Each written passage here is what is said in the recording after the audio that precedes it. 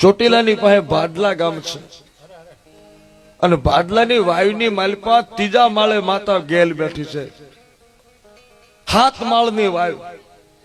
ભાડલાની માલપા જાવ ને તો અત્યારે 3 જ માળ દેખાય છે. 7 માળની વાયુ હતી.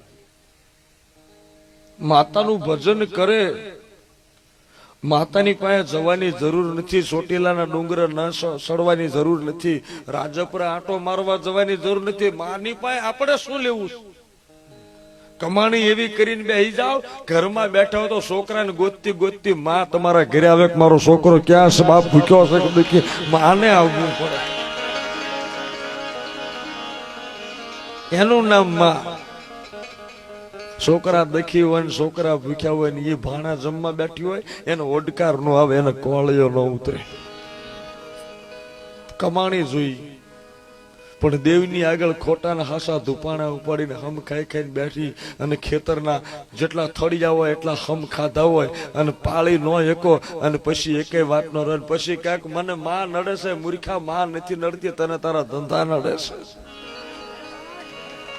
ત્યાં છેતરી જ છે, છેતરી જ છે. આને તારા મતલબે ત્યાં માને આગળ ધરી છે. એને તો તારા બધાય કામ કર્યા, તારા માર્ગના બાવળિયા બધાય એને ઉખાડ્યા છે પણ